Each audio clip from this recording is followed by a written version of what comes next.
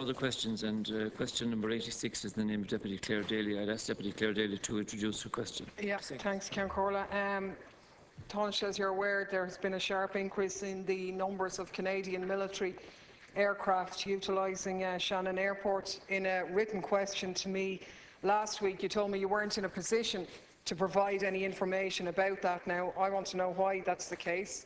Is it that you don't know, or that you do know and you just don't want to tell us? Because I don't think either criteria, to be honest, is acceptable in a country which claims to be neutral. Come out, Tánaiste. Number 86. Yeah, I propose to take questions 86 and 115 together. I'm not aware of any new special arrangement in place for the refuelling of Canadian military aircraft at Shannon Airport. In accordance with Article 29(3) of the Constitution, Ireland accepts the generally recognised principles of international law as its rule of conduct in its relations with other states. Sovereign immunity, also known as state immunity, is a long-standing principle of customary international law. Sovereign immunity is recognised as applying in respect of foreign state or military aircraft. It should be noted that sovereign immunity is not granted by any decision of the government. Rather, it applies automatically as a matter of law. However, there are legal rules governing the entry of foreign state aircraft into Irish territory.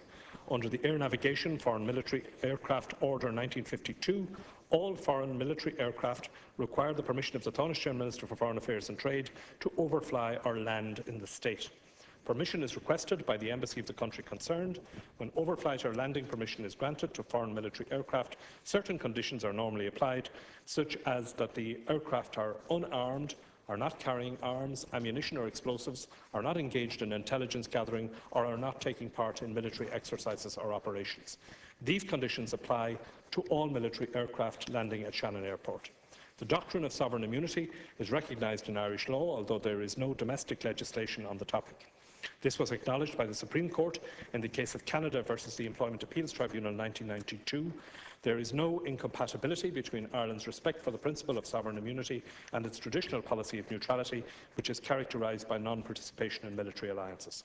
Similarly, as the doctrine of sovereign immunity is recognised by the international community, respect for the principle does not interfere with Ireland fulfilling the obligations arising from the international treaties to which the state is a party. Clare Daly.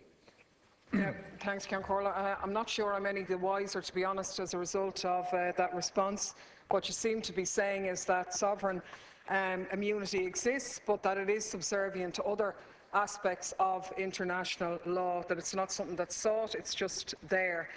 You also go on to say that military aircraft landing in Shannon require permission from yourself, and also are required to carry out certain rules like not being unarmed and so on. Now, obviously, one aircraft was caught out because the arms were so absolutely visible that you couldn't ignore it there some period in time. But how do you know that they are not armed? How do you know that they're not carrying military personnel if, in fact, you haven't carried out any checks? And there seems to be a discrepancy, because the Gardaí believe that they do have a role in this. They do take complaints about people in relation to this matter.